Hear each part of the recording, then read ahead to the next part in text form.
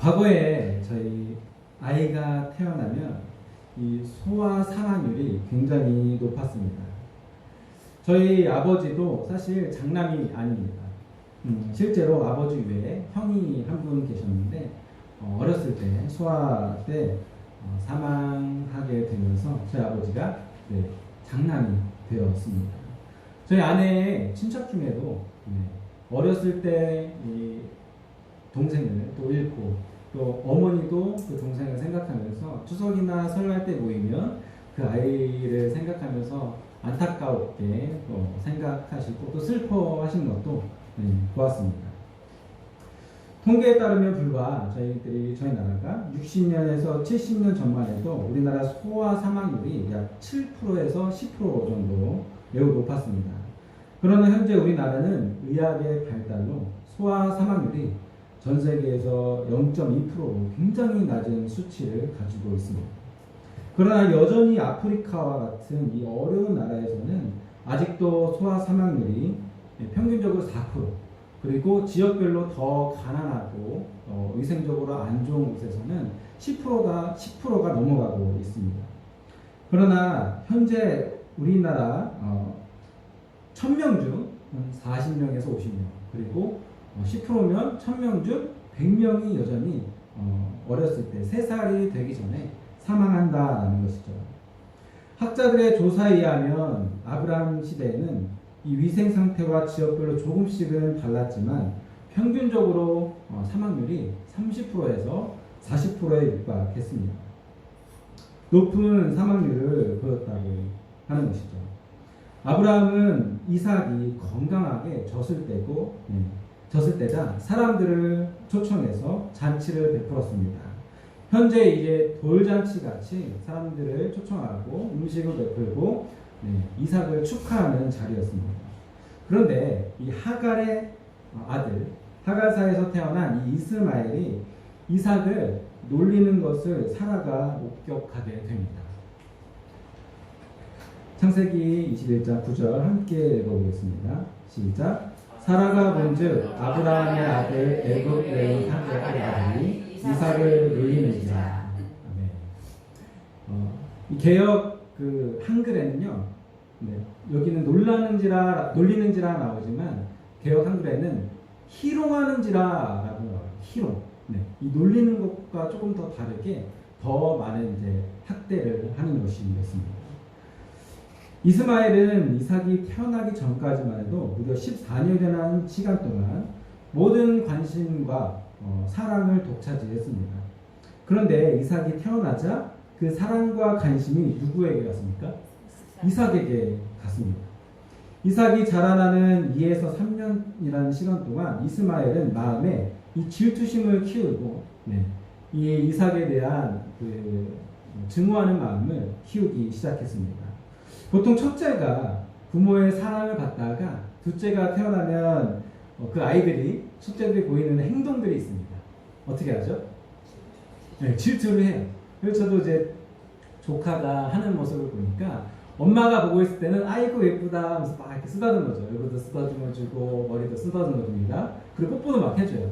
근데 엄마가 살짝 한눈 팔면 어떻게 합니까? 꼬집고 깨물고 뽀뽀를 막 깨물더라고요. 그리고 안 보는 데서 얼굴 이렇게 때리고, 그리고 심지어는 넘어지는 것처럼 하면서 얼굴을 이렇게 안더라고요. 얼굴 들고. 그 모습을 보면서 아이들도 저렇게 이제 질투를 하는구나라는 것을 알게 되었습니다. 그런데 보통 동생들을 괴롭히는 이 나이는 나이 터울이 많이 나지 않을 때 그런 현상들이 일어납니다. 그런데 이스마엘과 이삭의 나이 터울은 14살이나 나요. 아브라함이 86세 때 이스마엘이 태어났고 100세 때 이삭이 태어났기 때문에 14살이라는 나이 터울이 나는데, 그런데도 이 2-3살밖에 안 된 동생을 어떻게 했죠? 괴롭히고 있는 겁니다. 사실 이거는 정서적으로나 좀 문제가 있는 상태라는 것이죠. 이것을 목격한 사라는 이스마엘이 아브라함의 기업을 물려받기 위해서 충분히 이삭을 다치게 하거나 해칠 수 있겠다라는 생각이 들었습니다. 그래서 이스마엘을 내보내야겠다라는 마음을 결심을 하게 됩니다. 21장 10절로 11절 함께 읽어보겠습니다. 시작. 그가 아브라함에게 이르되 그 여자가 그 아들을 내쫓으라. 이 종의 아들은 나의 아들이라. 함께 기업을 얻지 못하리라 하므로 아브라함이 그의 아들을 말미암아 그 일이 매우 근심이 되었더니. 아멘. 사라는 아브라함에게 기업을 나눠줄 수 없으니 여종과 그의 아들을 내쫓으라고 말합니다. 그 말을 들은 아브라함은 근심을 안 할 수가 없었습니다. 사라에게는 사실 피 한 방울 섞이지 않는 남의 배에서 나온 자식이에요. 그래서 별로 그런 애틋한 마음이나 그런 것들이 없었겠죠. 그러나 아브라함에게는 자신의 피가 섞인 친자식입니다. 배만 달랐을 뿐이지. 그러니 14년 동안 이삭이 태어나기 전까지 애지중지 키워온 이 아들을 죽음으로 내모는 사막으로 내본다는 것이 쉽지 않은 결정이었습니다. 그래서 고민하고 있었습니다. 12절, 13절 함께 읽어보겠습니다. 시작. 하나님이 아브라함에게 이르시되 내 아내 내 여종으로 말미암아 근심하지 말고 사라가 내게 이른 말 다 들으라. 이삭에게 나는 여자야 내 씨라 부를 것입니다. 그러나 여종의 아들로 내 신이 내가 그로 한 민족을 이루게 하리라 하시니라. 아멘. 근심하는 아브라함에게 하나님께서 명확하게 말씀해 주십니다. 내 아이나 내 여종으로 근심하지 말고 사라가 너에게 말한 대로 이스마엘을 내보내라. 이렇게 말씀해 주십니다. 그리고 내 그 씨도 너의 자손이니 그 여종의 씨로 말미암아 그들로 한 민족을 이루겠다라고 또 확신을 주시면서 약속을 하십니다. 항상 하나님의 때가 이르기 전에는 그전에는 항상 모호하게 말씀하셨습니다. 하지만 하나님의 때가 이르렀을 때에는 지금과 같이 어떻게 항상 명확하게 어떻게 하라 라고 정확하게 말씀해 주십니다. 그런데 아브라함과 사라와 그리고 하나님의 이 말씀과 대화를 보면 이상한 점이 하나 있습니다. 바로 여종인 하갈과 그의 아들 이스마엘의 이름이 전혀 언급되지 않고 여종이라고 표현했고 그의 아들이라고만 말합니다. 이름을 부르지 않는다는 것은 사실 그 사람의 존재를 인정하지 않겠다라는 뜻이 담겨 있습니다.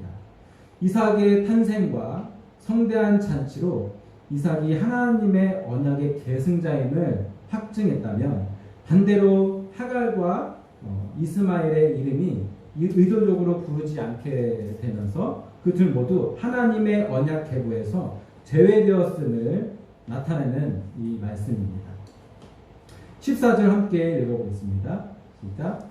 아브라함이 아침에 일찍 일어나 떡과 물 한 가죽부대를 가져다가 하갈의 어깨에 메워주고 그 아이를 데리고 가게 하니 하갈이 나가서 브엘세바 광야에서 방황하더니.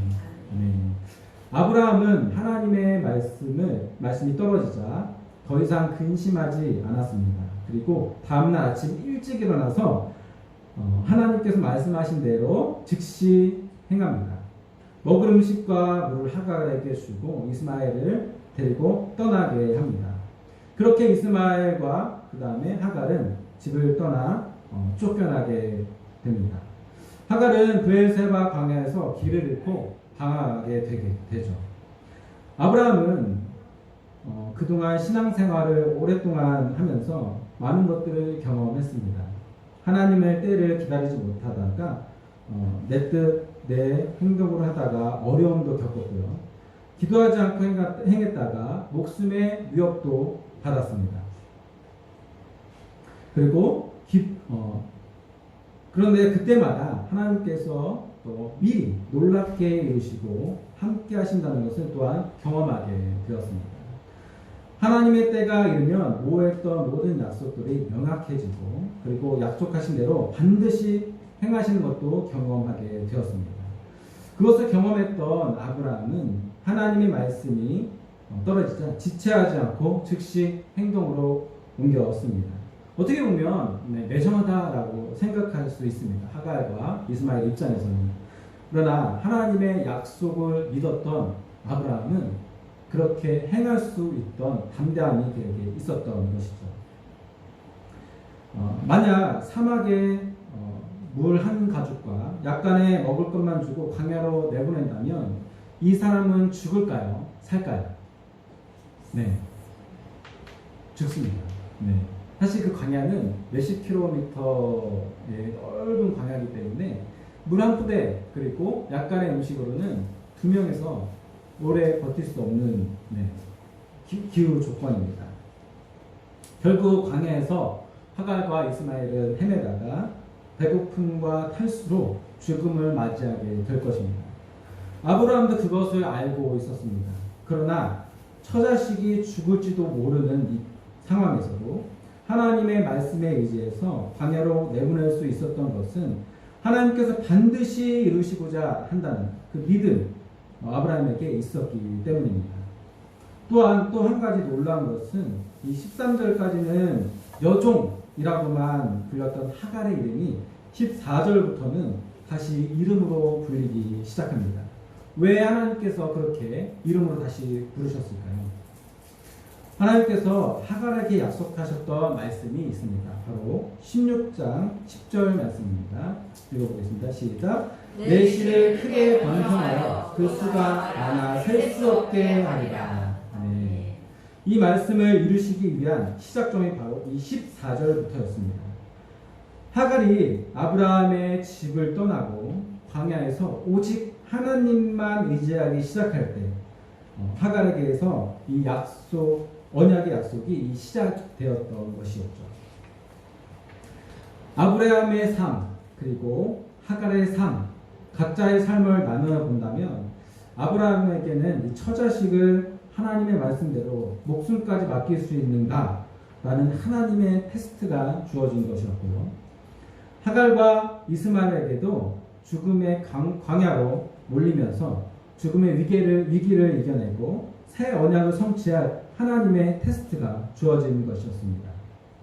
아브라함의 믿음의 테스트는 사실 이번 한 번만으로 끝나지 않습니다. 언제 또 이루어지죠?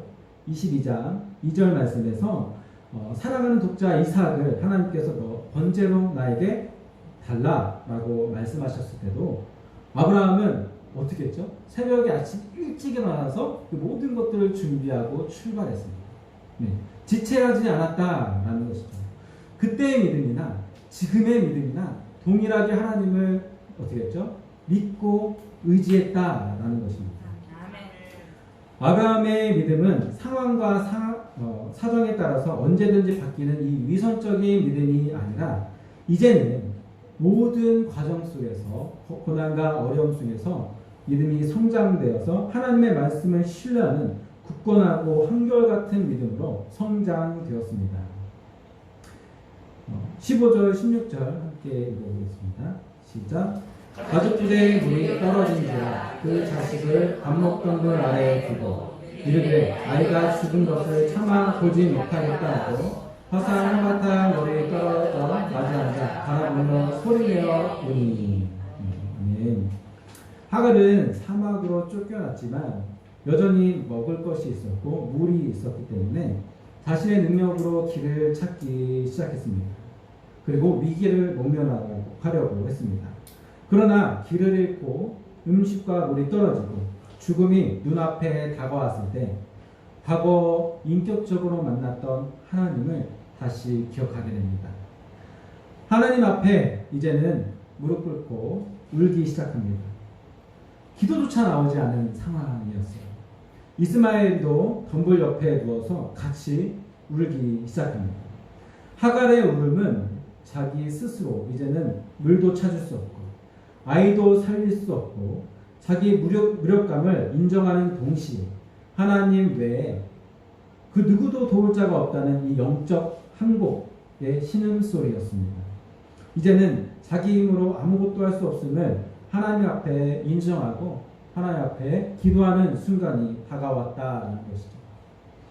17절 18절 함께 읽어보겠습니다. 시작. 하나님이 그 어린 아이의 소리를 들으셨으므로 하나님이 이사서 하늘부터 하갈을 불러 이르시되 하갈아 무슨 일이냐 두려워하지 말라. 하나님이 저기 있는 아이의 소리를 들으시나니 일어나 아이를 일으켜 내 손으로 붙들라. 그가 큰 민족을 이루게 하리라 하십니다. 네. 하나님께서 하갈과 그의 아들 이스마엘의 울음소리를 들으셨습니다. 곧 기도를 들으셨다라는 것이죠. 그리고 두려워하지 말라 위로하시고, 그리고 하갈에게 용기를 주십니다. 아이를 일으켜 잡아두라. 그 아이가 큰 민족을 이루기라, 이렇게 확신을 주시고 다시 약속을 해주십니다. 하나님께서는 하갈이 내 힘과 내 뜻을 의지할 때는 돕지 않으셨습니다. 하지만 하나님을 의지하고 하나님 앞에 모든 것을 맡기고 나아갔을 때는 그를 도와주셨습니다. 아브라함에게 테스트 하신 것처럼 하갈에게도 오직 하나님만 믿고 의지할 수 있도록 테스트하는 이 기간들이 필요했다라는 것입니다. 21장 19절 함께 읽어보겠습니다. 시작. 하나님이 하갈의 눈을 밝히셨으므로 샘물을 보고 가서 가득하게 물을 채워다가 그 아이에게 마시게 하였다. 하갈이 아까도 말씀드린 것처럼 내 힘, 내 생각, 내 뜻대로 할 때는 이 눈이 가려져서 길을 잃게 되었고, 눈을 뜨고 있지만 눈앞에 있는 샘물조차 발견할 수 없었습니다. 이것은 바로 눈은 뜨고 있으나 영적으로 영적인 눈이 닫힌 바로 영적 소경에 대해서 하나님이 말씀하고 계십니다. 하갈은 다시 하나님께서 눈을 밝히셔서 그 앞에 있는 샘물을 발견하게 하시고, 그 샘물을 떠서 누구에게 줬죠? 아들 이스마엘에게 주었습니다. 이 19절의 이 샘은 바로 성경적 의미에 어떤 의미가 있냐면요, 생명, 그리고 구원, 회복의 의미를 가지고 있습니다. 우리가 하나님만 의지하고 기도할 때 눈은 떴으나 아픔 보지 못하는 영적 소경에서 벗어나고 하나님께 주시는 생명의 샘을 발견하게 되고 구원을 받을 수 있다는 것입니다. 이 생명의 샘은 지금의 누구를 의미할까요? 예수 그리스도, 영원한 생명이신 예수님을 의미합니다. 그 예수님을 우리는 하나님을 의지했을 때 예수님을 발견했고 예수님을 통해서 영원한 생명을 얻고 구원을 얻게 된다는 것입니다. 하나님께서는 아브라함의 삶 속에서 수없이 많은 테스트를 하셨습니다. 때로는 넘어지고 쓰러지고 좌절을 맛보기도 했지만 이 테스트를 하나하나 통과하면서 아브라함의 믿음은 점점 성장하게 되었습니다. 사라에게도 마찬가지로 그의 삶을 통해 하나님께서는 테스트하시고 하갈에게도 그의 삶을 통해 하나님께서는 테스트하셨습니다. 시간과 때만 다를 뿐 하나님께서는 지금 우리에게도, 우리 그리스도인에게도 이 삶을 통해 테스트하십니다. 이 테스트의 목적은 우리가 걸려 넘어져서 다시는 일어나지 못하게 하는 것이 아닙니다. 하나님의 자녀들에게 더 큰 축복을 주시기 위한 그런 테스트라는 것입니다. 어린아이에게 감당할 수 없는, 통제할 수 없는 큰 선물을 우리가 줄 수 없듯이 하나님께서 우리 자녀들에게 감당할 수 없는 큰 선물을 주시지 않습니다. 이 아이가 정말 이것을 통제하고 잘 다스릴 수 있는지 하나님께서 테스트를 하셔서 우리에게 그 선물들을 주신다라는 것이죠. 하나님이 주시는 이 축복을 받는 사람들의 이 두 가지 공통점을 우리는 발견할 수 있었습니다. 바로 첫 번째가 무엇이었냐면 내 생각, 내 뜻을 내려놓고 오직 하나님만 의지하는 사람이었습니다. 그 두 번째 어떤 사람이었냐면 하나님의 약속의 때가 이르렀을 때 지체하지 않고 믿음으로 즉시 행하는 사람이 하나님의 축복을 받았습니다. 혹시 우리 성도님들 중에서도 하나님께서 주시는 이 새로운 비전이나 새로운 도전 과제들이 있는데 주저하는 분이 혹시 계십니까? 나는 이미 나이가 너무 들어서 저거 못할 것 같아. 지금 시작하면 너무 늦었다라고 혹시 생각이 드십니까? 이렇게 말했던 사람이 바로 모세였습니다. 하나님은 모세를 계속해서 설득하고 또 설득하고 심지어는 같이 동역할 사람들을 붙여주고 기적들을 보여주면서까지 인격적으로 끝까지 그를 설득했습니다. 그때 모세가 했던 말이 무엇입니까? 하나님, 시킬 만한 사람을 시키십시오. 이 말이었습니다. 이것은 겸손한 것이 아니라 하나님이 할 수 있다 말하는데 스스로 뭡니까? 하나님이 하시는 것들을 거절하는 것입니다. 이거는 겸손이 아니라 사실 뭡니까? 교만이었던 것이죠. 그 이후에 하나님께서 분노하셔서 그 약속을 지키지 않았던 누구입니까? 모세 자식을 그 자리에서 쳐서 죽이려고 하셨습니다. 근데 하나님께서 또 아내를 또 예비하셔가지고 할례를 하게 해서 하나님의 진노를 또 박으셨습니다. 이렇게 하나님께서는 할 수 있다 하지만 우리는 여전히 안 돼, 못해, 할 수 없습니다. 이런 부정적인 말로 인해서 하나님이 축복을 주시려고 기다리고 있는데 그 축복을 받지 못할 때가 너무나도 많다는 것입니다. 만약 하나님께서 우리에게 새로운 비전이나 새로운 비전을 하나님께서 주신다면 우리가 거절하지 말고 하나님께서 하신다 약속하셨으니 그것만 믿고 나아갑니다 하면서 우리는 어떻게 합니까? 그 즉시 행하는 믿음이 필요할 때입니다. 아멘. 그럴 때 하나님께서 주시는 큰 축복을 우리는 받을 수 있습니다.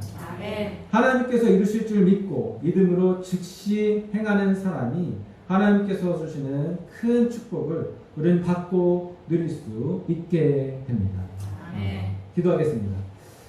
사랑해 주님 감사합니다. 주님, 하나님께서는